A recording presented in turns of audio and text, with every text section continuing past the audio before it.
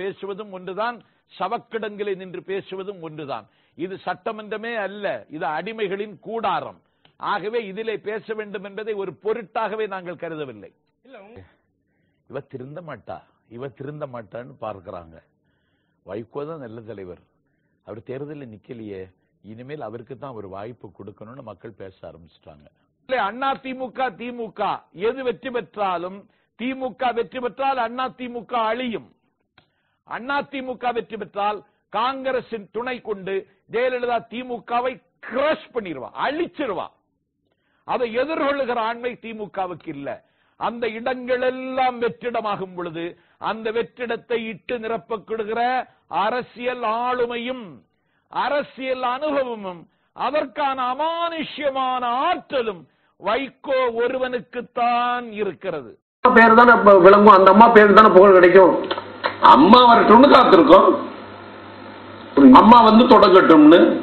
அந்த 400 பேருந்துகள் தரையில ஓடிட்டு இருந்துச்சுன்னு அந்த நீங்க சொல்ற அதே அம்மாவுக்கு தானே அந்த புகழ் கிடைச்சிருக்கும். இன்னி வந்தா தானே ரீச் ஆகும் சார்.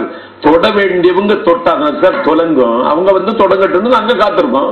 இதுல வந்து இப்போ இங்கதான் ஒரு கேள்வி வருது. ஆட்சி நிர்வாகம், முதலமைச்சரா இருக்கிறவங்க, அரசு நடத்தக்கூடியவங்க, அவர் திட்டம் முழுமையாக முடிவடைந்த பிறகு கூட அதை அப்படியே வச்சிருப்பாங்க. தங்களுடைய கட்சி தலைவர் வந்து இது எங்க ஆட்சி? அம்மாவுக்கு இப்படி ஒரு சோதனை. அம்மா வந்து தொடங்கட்டும்னு காத்திருக்கிறதுல என்ன தப்பு?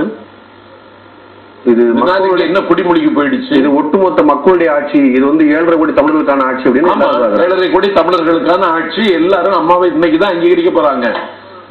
இதுவரைக்கும் பெறாத வெற்றியை நாங்க பெற போறோம். கருணாநிதி ஸ்டாலின் முகஞ்சொலிச்சா பொதுமக்கள் முகஞ்சொலிச்சதா அர்த்தமா? இல்ல, நான் கேட்கறது 7 மாத அரசுடைய செயல்பாடுல மக்களுக்கான ஒன்றும் கிடையாது. எல்லாம் முறையாக நடந்து கொண்டிருந்தது. அரசாங்கத்தினுடைய பயணத்தில் எந்த தயக்கமும் இல்லை, எந்த மயக்கமும் இல்லை. திமுக பொருளாதார திரு ஸ்டாலின் சொல்றாரு ஐசியூல கடந்தது 7 மாதமாக இந்த ஆட்சின்னு சொல்றாரு. அவரே ஐசியூல இருந்து எழுந்துதான் டெய்லி வர்றாரு. இது என்ன மாதிரியான கூட்டம்? அது என்னது? அவர் அப்பா முதலமைச்சர், இவர் துணை முதலமைச்சர். அவங்க என்ன பண்ணாங்க? எப்படிங்க சொல்லுவாங்க ஐசியூல இருந்துன்னு சொல்லி? அதுக்கு ஒரு ஆதாரம் சொல்ல முடியுமா? இந்த குற்றச்சாட்டுகள் அவங்க வச்சது. இந்த குற்றச்சாட்டு இந்த ஒரு பேருந்து துவக்கப்படல, அம்மா உணவு அம்மா வந்து துவக்கணும்னு வச்சிருக்கோம். அம்மா வந்து துவக்கணும்னு வச்சிருக்கோங்க. அவங்களுக்கு வந்து ஒரு கழிப்பறை திறந்தாலும் 10 பேர் நிப்பான், 10 மினிஸ்டர். இங்க அது கிடையாது. வெற்று ஆரவாரம், வீண் ஆடம்பரம் அவங்க செய்தாங்க. அம்மா வந்து ஓகனைக்கல் கூட்டு குடிநீர் திட்டத்தை கூட கோட்டையில இருந்து தொடங்கி வச்சாங்க, தெரியுமா?